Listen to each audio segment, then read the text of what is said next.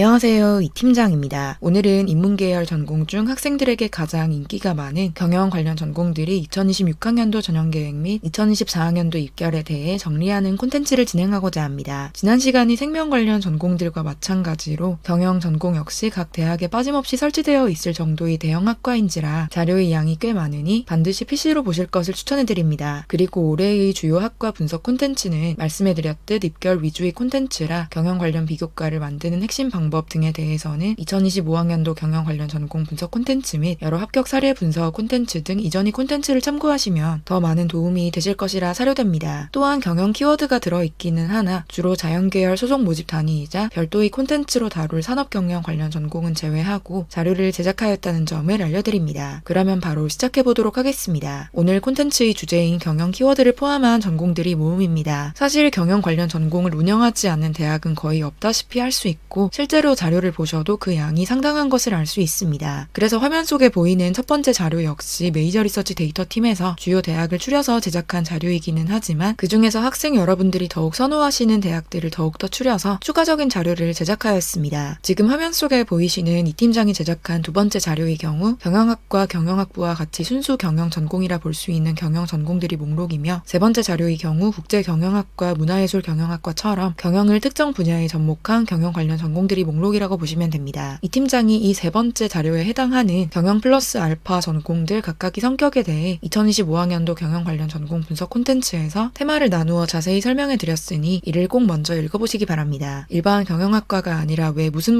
경영학과에 지원한 것인지 소명해야 하는 만큼 플러스 알파에 해당하는 비교과도 풍부하게 가지고 있어야 합니다. 예를 들어 국제경영, 글로벌 경영 관련 전공에 지원했는데 국제 분야에 대한 탐색이 미흡한 경우라거나 국내 경영 경제 이슈만을 주로 탐구한 경우 그리고 외국어 역량이 좋지 않은 경우라면 왜 해당 전공에 지원하는 것인지 의문을 자아낼 수 있겠죠. 실제로 이전에 이 팀장이 숙명여자대학교 문화관광외식학부 르꼬르동 블루 외식경영 전공에 학생부 종합 숙명인재 면접형 전형으로 지원한 학생을 지도했던 적이 있는데 어느 정도 외식경영 분야에 대한 관심도가 확실하게 보이는 학생이었음에도 불구하고 외식경영 관련 활동이나 앞으로의 진로 목표에 대해 매우 철저히 물어보았던 사례가 있습니다. 다행히 학생부 종합 숙명인재 면접형 전형이 얼마나 빡센지에 대해서는 이 팀장도 해당 학생도 알고 있었기 때문에 진로 역량을 어필할 수 있게끔 꼼꼼하게 면접을 준비했던지라 무리 없이 합격을 거둘 수 있었고요. 숙명여자대학교 면접이 빡세기도 하고 문화관광 외식학부 르꼬르동 블루 외식경영 전공은 특별히 이러한 전공들 중에서도 특색이 명확한지라 더욱 그러한 경향성이 있었기는 했을 것입니다. 다만 이처럼 경영과 플러스 알파 전공들의 경우에는 그냥 학과명에 경영 들어가서 지원한 거 아니지? 우리 대학이 다른 유사 전공과 우리 전공의 차이점에 대해 알고 있나?에 대해 많이 물어볼 수 있다는 점에 유의하시기 바랍니다. 반대로 경영 플러스 알파의 비교과를 가진 학생들은 순수 경영 전공에 지원해도 괜찮기는 합니다. 떡하니 글로벌 경영 전공 등이 존재하는데 일반 경영 전공에 지원한다면 싶을 수 있기는 한데 일반 경영학과만 존재하는 대학에 지원하고자 한다면 충분히 지원 가능합니다. 그렇다면 필연적으로 타 대학이 국제경영학과 등이 있는데 우리 경영 전공에 지원한 이유에 대해 물어볼 수 있습니다만 이러한 경우에는 첫 번째로 해당 대학에서 여러분이 플러스 알파와 관련한 실적이 있는지 찾아보시고 있다면 이를 활용하시고 두 번째로 해당 대학 경영학과만이 장점이 있다면 여러분이 목표와 어떻게 연결할 수 있을 것인지 생각해 보시고 세 번째로 플러스 알파와 관련한 전공 예를 들어 국제학과 등등이 있다면 복수 전공으로 연결해내는 등의 여러 방법은 존재합니다. 경영 플러스 알파에 대해서만 설명을 해드린 것 같습니다만 퓨어한 경영학을 더 딥하게 탐구하는 형식의 비교과도 충분히 가능합니다. 플러스 알파가 없다면 두 번째 자료에 해당하는 일반 경영학과에 주로 지원하게 되겠지만 애초에 경영학과 자체가 많아서 전혀 문제될 것은 없습니다. 또한 2025학년도 경영 관련 전공 분석 콘텐츠에서 마케팅 말고도 여러분이 특화할 수 있는 경영학의 세부 분야에 대해 말씀해드렸으니 경영학과를 지망하시는 수험생들께서는 꼭 이를 읽어보셔서 비교과를 더 풍부하게 만들어 보시기 바랍니다. 그러면 오늘이 메인 주제인 경영 관련 전공들이 입결에 대해 알아보도록 하겠습니다. 모집 단위들이 워낙 많은 만큼 서울, 경기 주요 대학 및 지방거점 국립대학들이 입결에 대해서만 다룬다는 점에 양해 부탁드립니다. 서울, 경기 주요 대학 경영 전공 중에 가장 입결이 높은 전공은 역시 서울대학교 경영대학 학생부 종합 지역균형 전형입니다. 합격자 50% 내신 컷 성적 1.12등급, 70% 내신 컷 성적 1.18등급으로 입결이 높은 서울 상위권 대학 경영 전공 중에서도 압도적으로 높은 입결을 자랑하고 있습니다. 그도 그럴 것이 인문계열 학생들에게 서울대학교 경영대학이 꿈이 전공이기도 한 만큼 최상위권 인문계열 학생들만이 리그라고 할 수 있습니다. 실제로 메이저 리서치와 함께했던 서울대학교 경영대학 합격생들 역시 꾸준히 최상위권이 내신을 유지함과 함께 학생부를 만드는 것에도 매우 능력 능동적이고 적극적인 의견을 내며 본인만이 확실한 비교과를 구축했던 학생들이기도 합니다. 그 다음은 고려대학교 경영대학 학생부교과 학교 추천 전형이 입결이 합격자 50% 내신컷 성적 1.35등급, 70% 내신컷 성적 1.45등급으로 높습니다. 성균관대학교 경영학과 학생부교과 학교장 추천 전형이 입결 역시 합격자 50% 내신컷 성적 1.38등급, 70% 내신컷 성적 1.43등급으로 높은 것을 확인할 수 있습니다. 서강대학교는 올해 학생부교과 지역균형 전형이 전형 방법을 교과 90% 출결 10%에서 교과 100%로 전환하였는데 이로 인해 운영팀에서 해당 전형을 2026학년도에 신설된 전형으로 판단하여 입결을 기재하지 않은 것으로 보입니다. 다만 출결의 영향은 원래도 크지 않았던 만큼 사실상 전형은 똑같이 간다고 보시면 되고 2024학년도 기준 서강대학교 경영학부 학생부교과 지역균형 전형이 입결은 합격자 50% 내신컷 성적 1.69등급, 70% 내신컷 성적 1.8등급에 해당했습니다. 연세대학교의 경우 2025학년도에 학생부교과 추천형 전형을 교과면접 전형에서 교과 100% 전형으로 아예 바꾸어 버렸고 한양대학교도 2025학년도에 학생부교과 추천형 전형에 정성평가 10%를 도입해서 두 전형 모두 성격이 변화한지라 해당 전형들의 경우 2025학년도 입결을 살펴볼 필요가 있겠습니다. 참고로 서강대학교 학생부교과 지역균형 전형의 경우 한양대학교 학생부교과 추천형 전형이 이러한 변화로 인해 입결 상승 흐름이 꾸준히 유지될 것이 전망되니 관련 사항에 대해 석 소장님이 2026학년도 서강대학교 전형계획 분석 콘텐츠 역시 읽어보시기를 추천해드립니다. 다음은 지방거점 공립대학교 경영 관련 전공들이 입결입니다. 부산대학교 경영학과 학생부 종합 전형이 입결이 합격자 50% 내신컷 성적 2.07등급, 합격자 70% 내신컷 성적 2.16등급으로 가장 높습니다. 그 다음으로 입결이 높은 상위 순서대로 정렬했을 때 학생부 교과 전형들이 입결이 2등급대로 상단에 있고요. 어쨌든 부산대학교 경영학과 학생부